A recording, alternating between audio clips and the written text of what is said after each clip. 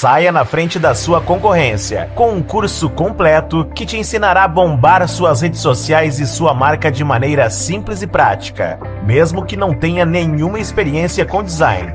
Não perca essa oportunidade e venha se atualizar com a gente. Faça logo sua inscrição. E talvez mais muitas coisas, né? Tudo aquilo que permeia a neurociência do comportamento, acho que vai fazer parte do nosso bate-papo. Então nós vamos falar de tudo, né? Porque tudo tá ali. Exato. O nosso cérebro funciona como um tripé, em que nós temos 3 elementos principais que sustentam essas funções. O nível de consciência, que muitos especialistas já passaram aqui falando sobre sono. Uhum. Seria então esse estado... Cara, dá só uma puxadinha. Seria esse estado de vigília e de sono. Tá. Então, que sustenta as demais funções, como o que a gente chama de conteúdo da consciência e a afetividade. Então, 3 funções regem aquilo que o Fermento é, aquilo que o Júlio é e aquilo que o pessoal que está aí em casa nos ouvindo também. Mas quando tu diz consciência, tu quer dizer tipo estado de vigília? Exatamente. Tu não quer dizer coisas espirituais e Não, eu falo... Que a gente pode falar sobre isso também. Também, mas eu digo o que é que tem de informação dentro da sua cabeça. É o conteúdo da consciência, nós temos o nível de consciência, que é o estado de dormir e acordar. Uhum. E o que influencia, que metaforicamente eu vou dizer que dá cor, substância, textura, enfim, que confere as suas características particulares, é o que a gente chama de afetividade, Fermento, o que o pessoal coloca tudo dentro de uma caixa, chamando isso de emoção. Tá. Faz sentido isso ou não faz sentido? Por que afetividade? Tipo, o que quer dizer? Porque a emoção é apenas um pequeno recorte do que de fato é a nossa vida afetiva. Porque para além de emoção, nós temos sentimentos, nós temos os afetos, que é um terceiro elemento, nós temos o humor, a paixão, a motivação. Então veja, dentro disso que o pessoal chama de emoção, é apenas uma pequena parcela do que é a nossa vida afetiva, que é muito mais ampla do que é exposto aí, geralmente, em conversas, aulas. Se eu tirar a parte afetiva, o que o cérebro faz? Se eu conseguisse arrancar? Se você tirar toda a afetividade, nós funcionamos como um robô. Mas o que eu faria? Eu respiraria... Você faria tudo como você faz, mas todas as pessoas seriam exatamente iguais. Mudaria um aspecto ou outro, mas funcionaria como um robô, sem empolgação, não é? Sem essa oscilação que nós temos, por exemplo, entre o estado de felicidade e estado de tristeza, que é tão natural das nossas vivências. Um psicopata seria tipo um distúrbio de afetividade, de certa forma? Certamente. Não é? Nós temos vários transtornos da personalidade, várias condições psiquiátricas que estão inseridas em um dos 6 componentes que eu citei para você.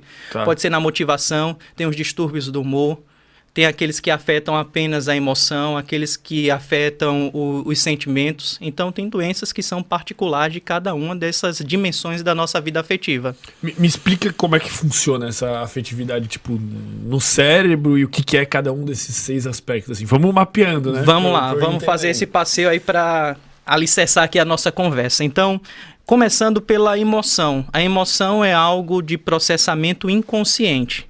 Ela é reativa. Nesse momento, nossa conversa, o fato de eu estar aqui, está gerando alguma emoção aí em você que eu não sei dizer exatamente qual é essa emoção. Uhum. E por quê? Porque eu tenho uma competência emocional enquanto outro ser humano. Por exemplo, esse microfone para você não está te produzindo emoção nenhuma. Uhum. Esse copo não me produz emoção nenhuma. Entretanto, o fato de saber que eu estou aqui conversando com você me produz uma emoção, talvez uma ansiedade fisiológica, nesse papo ainda, nesse início. Então, porque tem uma competência emocional. Tá. Então, existe objetos, vou colocar assim, pessoas que têm competência emocional de produzir alguma emoção na gente. Pode ser felicidade, pode ser tristeza, pode ser surpresa, pode ser nojo. Pode ter várias emoções. A todo tempo nós estamos reagindo. E eu falo a emoção justamente porque é essa reação a um determinado estímulo e que não está sob nosso processamento consciente, sobre a nossa volição. Tá. Isso também é extremamente subjetivo. Eu posso botar um objeto aqui que uma pessoa chora e a outra... Exatamente, porque tem um aspecto cultural que passa por gênero. Então, cada pessoa responde e isso nós chamamos de intensidade da emoção. Tá. Então, o que produz medo em mim pode não produzir nenhum medo em você. Ou então pode produzir pouco medo em você e muito medo em mim. Então, existe um aspecto que é muito importante da emoção, 2 aspectos, que é a intensidade dessa emoção. Nós não sentimos da mesma forma. Então, esse aspecto da emoção é extremamente importante. Você tem a sua particularidade na emoção, que pode sentir mais alegria num determinado evento e eu não sentir tanta alegria nesse evento. Então, tem essa particularidade. E tem outra característica que é a valência. O que quer dizer isso? A valência é aquilo que nós chamamos de carimbo da emoção. Tem uma estrutura no nosso cérebro, no lobo temporal, que confere, por exemplo, esse momento está recebendo uma valência no teu cérebro, dizendo é positivo ou é negativo, é bom ou ruim. É um julgamento. Exato. E da mesma forma no meu cérebro está recebendo uma valência. Ou seja, esse estar aqui no podcast, no Sem Groselha, é positivo para mim. Então eu vou querer retornar. Se fosse uma experiência negativa, eu não ia querer retornar. Pode ser que seja ainda, hein? Não, mas tenho certeza que não. Então, isso é a nossa valência. Então, intensidade e valência dentro do campo da emoção. E emoção, algo de processamento inconsciente, não está sob nosso domínio. Tá. Mas então a emoção está diretamente ligada com a nossa memória, de certa forma, com a nossa perspectiva de mundo. Interessante isso, porque na verdade toda emoção ela vai receber um comando e um significado que aí está no campo da memória, que nós vamos chamar de sentimento. Tá, entendi. Então o sentimento é justamente o significado que você atribui a uma emoção na instância da memória. Por exemplo, quando esse momento aqui acabar, nós podemos lembrar desse evento como um sentimento. Então, o sentimento ele tem uma característica muito mais elaborada. Está no campo principalmente da memória, do processamento consciente, e a todo tempo nós podemos atualizar uma vez que está na memória. Por exemplo, há 10 anos atrás, o Fermento poderia dizer que sucesso para ele era estar na Suíça tomando o melhor vinho. E hoje o Fermento pode dizer que sucesso para ele ou felicidade é estar no campo, cuidando ali dos animais. Um caçador-coletor. Pronto, exatamente. Tá. Então isso pode ser felicidade. E veja que esse sentimento está recebendo novos significados uma vez que está sendo atualizado no campo da memória. Então é algo mais, vou colocar assim, consciente. E mais complexo. Muito mais complexo e muito particular. E aí, Fermento, eu gostaria de trazer um conceito extremamente interessante, convidativo, que é a ideia de percepção e sensibilidade. Tá. Por quê?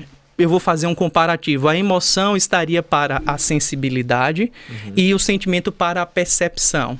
De que modo? Por exemplo, nesse momento, existem vários estímulos que são iguais para nós dois, concorda? Então, os mesmos estímulos, nós estamos na mesma sala, frente a frente, barulho, luz, mesmos estímulos.